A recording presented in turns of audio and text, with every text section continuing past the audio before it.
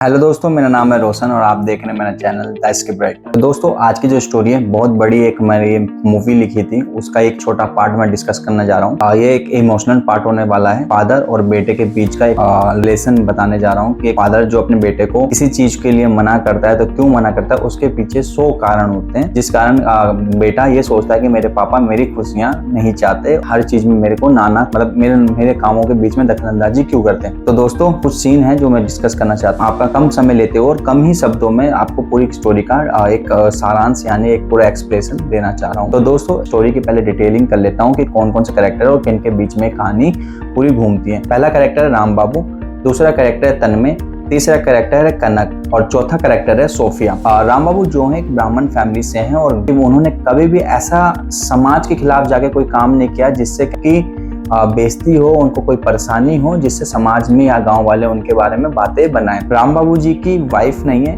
कुछ साल पहले जब तन्मय उनका बेटा 10 साल का था तो उनकी वाइफ का पीलिया होने के कारण एक ऐसी बीमारी बनी जो ठीक नहीं हो सकती थी और जिस कारण उनकी वाइफ की मृत्यु हो गई। लेकिन राम बाबू ने अपने दोनों बच्चों कनक और तन्मय को बहुत ही नाजों से पाला है।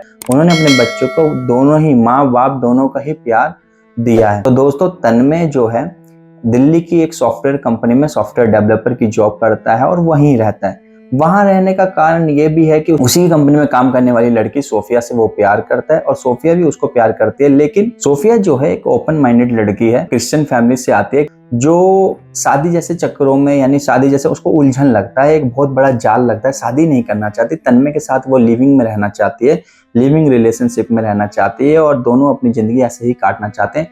तन्मय इस बात को अपने पिता जो कि गांव में रहते हैं राम बाबू, उनसे डिस्कस करता है। उनको बताता है कि पिताजी, मैं जिस ऑफिस में काम करता हूँ उसी ऑफिस में एक सोफिया नाम की लड़की भी काम करती है।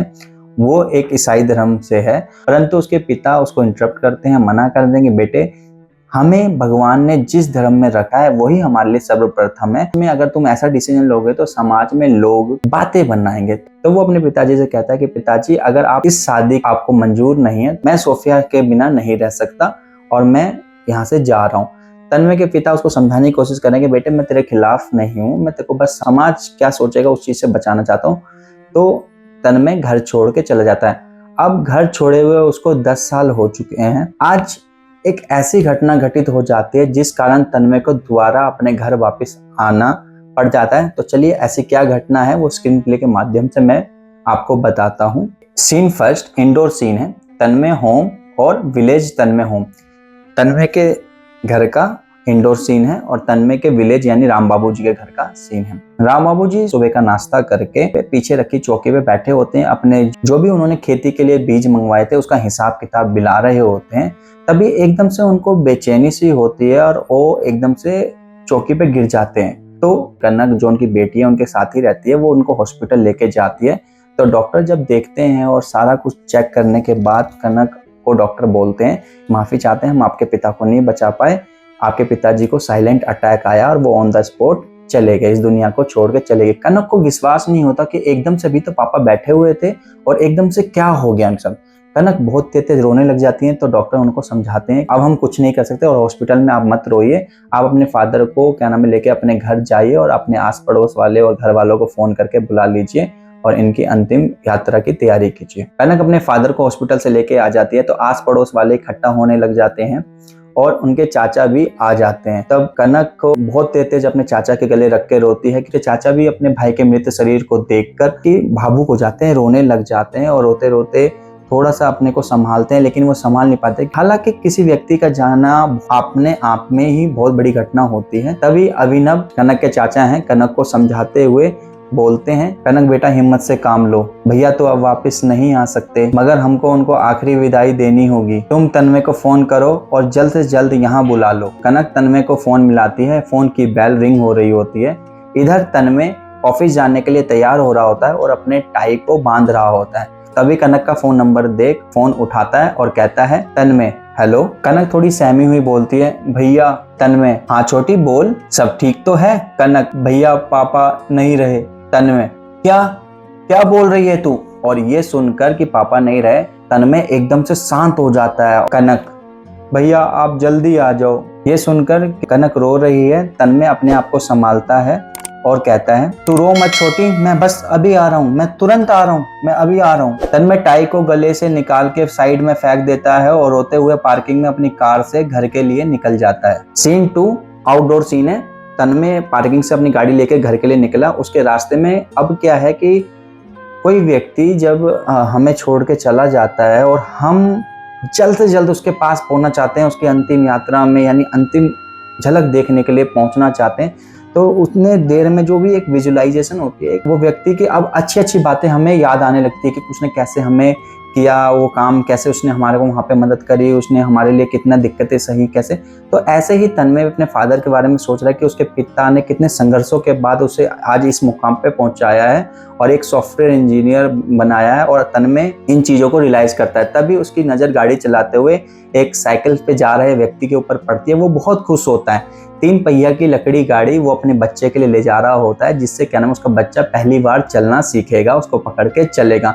वो देख के एकदम से तन्मय उसको देखते हुए खो जाता है और सीन फ्लैशबैक में जाता है। अब तन्मय फ्लैशबैक में आता है कि पहली बार जब उसकी बहन 4 साल की थी तो उसके पापा वो 3 पहिया वाली लकड़ी की गाड़ी लेकर आए थे और उसने अपनी बहन कनक यानी छोटी को पहली बार उसको हाथ पकड़ा लकड़ी की गाड़ी से छोटी को चलना सिखाया था। तो वो विजुलाइज करता है कि वो व्यक्ति भी क्या नाम है साइकिल वाला इसी उमंग के साथ कि उसका बेटा चलना सीखेगा, अपनी उमंग के साथ जा रहा होता है। तो तन्मय उसको देख के बहुत ही ज्यादा भावुक हो जाता है, इमोशनल हो जाता है और सीन वापस प्रेजेंट में आता है। कुछ दूर और आगे चलने के बाद तन्मय का वही स्कूल आता है जहां पर उसने 12th के बोर्ड के एग्जाम दिए थे। हालांकि ये याद इसलिए भी आता है कि तन्मय के पास उस समय कोई व्हीकल नहीं था। उसके पिताजी उसको एग्जाम दिलाने के लिए उसके सेंटर गांव से 17 किलोमीटर दूर इस स्कूल पे आए थे। तन्मय वहीं अपनी गाड़ी को साइड में खड़ी करके उसी बेंच पे जाकर बैठ जाता है और रोने लगता है जहां पर उसके पिताजी 3 घंटे उसके एग्जाम देने के टाइम बैठे थे और वो बेंच पे बैठे बैठे रो रहा होता है। तभी उसके पिताजी का एक विजुअलाइजेशन आता है, पिताजी की एक छवि आती है और वो कहते हैं कि बेटे तू रो मत, मैं तेरे साथ ही हूँ, मैं कहीं नहीं गया, मैं यहीं पर हूँ। तभी एक दुकान वाला जो सामने ही पास में ही उसकी छोटी सी एक दुकान होती है, वो आता है तन्मय के पास और कहता है, भैया आप तन्मय भैया ही हैं ना? अपने आंसू पोंछते हुए तन्मय कहता है, हाँ मैं तन्मय ही हूँ। तभी तुरंत दुकान वाला पूछता है, भैया आपके पिताजी कैसे हैं? बहुत दिन हो गया, इधर से कब गुजरे नहीं। हमें आज भी याद है वो दिन जब पिताजी आपको एग्जाम दिलाने यहाँ आए थे और यहाँ बैठे हुए थे। उनको बहुत तेज प्यास लगी हुई थी, पानी की बोतल को वो निहार रहे थे। तो हमने उनको पानी की बोतल देने की कोशिश करी तो उनकी जेब में 10 रुपए ही थे और उन्होंने पानी की बोतल लेने से मना कर दिया और ये कहा कि मेरा बाबू अंदर से अभी आएगा एग्जाम देके तो हम उसको आइसक्रीम खरीद के देंगे। तो ये सुनकर और तन्मय फूट फूट के रोने लग जाता है। उन्होंने कितने संघर्षों से मेरे को यहाँ तक पहुँचाया और मैं एक छोटी सी बात के लिए अपना घर छोड़ बैठा, घर से दूर चला गया, अपने पिताजी से 10 साल तक बात नहीं करी। अब उसको और ज्यादा दुख होने लगता है। तभी दुकान वाला पूछता है कि भैया हमको ना बात गलत कर दी है क्या? आपको हमारी बात से दुख पहुंचा होगा तो भैया हम माफी चाहते हैं, आप रोइए मत। तो वो कहता है, भैया मेरे पापा नहीं रहे और मैं इतना अभागा हूँ कि अंतिम समय में क्या नाम मैं अपने पापा के साथ भी नहीं था। तभी दुकान वाला कहता है, हे राम। तन्मय वहां से उठ के गाड़ी उठा के वापस अपने घर के लिए निकलने लग जाता है। तन्मय अपने घर आ जाता है, गाड़ी साइड में खड़ी करके जैसे ही घर के अंदर आता है तो उसके पिता का मृत शरीर सबके बीच में रखा होता है और आस पड़ोस वाले और हालांकि उसके चाचा भी वहीं होते हैं। जैसे ही तन्मय अंदर घर में आता है तो उसको एकदम से अपने पिता का मृत शरीर दिखता है और क्या नाम है वो झटका खा जाता है। वहीं पास में बने पिलर से लग के नीचे बैठ जाता है और सुध-बुध खो देता है। तभी उसकी बहन कनक उसके पास आती है और अपने भाई से लग के रोने लग जाती है और कहती है, ये भैया मैंने कहा था कि आप घर आ जाओ, घर आ जाओ, पापा आपको बुलाना चाहते हैं, लेकिन वो बोल नहीं पा रहे थे। आप नहीं आए ना भैया, आप अपने जिद के कारण घर नहीं आए, अब देखो पापा कभी मिलेंगे नहीं। तो ये सुन के तन्मय बहुत तेजी से रोने लग जाता है। तो अभिनव उन दोनों बच्चों को संभालता है, कहता है कि तन्मय बेटा हिम्मत से काम लो, अब मेरा कौन है? मैं तो इतना अभागा हूँ कि मेरे सामने मेरा पूरा परिवार खत्म होता जा रहा है, एक एक करके सब जाते जा रहे हैं। भगवान मेरे भाई को उठाने से पहले मुझे उठा लेता, मेरे भाई को तो बख्श देता। और अभिनव भी बिलक बिलक के अपने भतीजे से लग के यानी तन्मय से लग के रोने लग जाता है। तभी पंडित जी कहते हैं कि समय निकलता जा रहा है, थोड़ा हिम्मत से काम लिए, अंतिम विदाई देने में कहीं देर ना हो जाए। तो अभिनव अपने भतीजे का आंख के आंसू पोंछते हुए क्या नाम है वो उसको लेके आता है और तब जैसे ही उनकी मंजिल को उठाते हैं तो कनक बहुत तेज से रोने लगती है। तो तन्मय उसको समझाता है कि बहन तू अपने आप को संभाल, और ये बोल के मंजिल लेके शमशान की ओर चले जाते हैं। अब क्या है इस स्टोरी में जो ये भावुक सीन था, अब 13 दिन बाद जब सारा काम क्रिया खत्म हो जाता है, सब लोग अपने घर चले जाते हैं। तन्मय अब ये सोचता है कि ये घर और अपनी बहन को छोड़ के कभी नहीं जाएगा, वो इसी घर में रहेगा और यहीं से क्या नाम है अपनी नई लाइफ की जर्नी की शुरुआत करेगा। अब क्या है इसके बाद तन्मय एक बहुत बड़ी कंपनी डेवलप करता है और क्या नाम है अपनी कंपनी का सीईओ बनता है। इसके बाद वही सोफिया कैसे उसको छोड़ के गई, वापस कैसे उसकी लाइफ में आती है और अपने पिता के नाम की एक फाउंडेशन चलाता है। और इसके बाद जो अपनी कंपनी के माध्यम से वो जो उसके पापा करना चाहते थे गांव के लिए और जो उनके छोटे छोटे सपने थे उनको पूरा करता है और ये कहानी द एंड हो जाती है। ये कहानी बहुत ही बड़ी है, इसमें एक्शन है, ड्रामा है, थ्रिलर, इमोशनल सीन है, बहुत सारी चीजें हैं। लेकिन मैंने इतनी बड़ी कहानी को छोटा करके आपको इसलिए दिखाया, इमोशनल पार्ट से इसलिए दिखाया कि मुझे इसका ये पार्ट बताना आपको अच्छा लग रहा था। क्योंकि जैसे हम लोग कभी अपनी ही बातों में उलझे रहते हैं, हम अपने मम्मी पापा की बात नहीं सुनते, लेकिन वही बात हमें बाद में रियलाइज होती है जब हम खुद एक माँ बाप बन जाते हैं। और मैं दिखाना चाहता था कि एक फादर जो अपने बच्चे से बहुत प्यार करता है, लेकिन कुछ बातें ऐसी हो जाती है ना वो फादर बोल पाता है अपने बेटे से खुल के, ना क्या नाम है बेटा बोल पाता है अपने फादर से। ये स्टोरी बहुत ही ज्यादा इमोशनल है, ये पार्ट जो मैंने उठाया बहुत ही ज्यादा इमोशनल है। इस स्टोरी में कुछ और आपको जोड़ने का मन करे या आपको लगता है कि स्टोरी में कुछ और भी डाला जाए कंटेंट, तो आप मुझे जरूर कमेंट सेक्शन में जाके टाइप कर सकते हैं और मुझे थोड़ा सा गाइड भी कर सकते हैं, तो मैं अपनी स्टोरी में उस चीज़ को अपडेट करूँगा।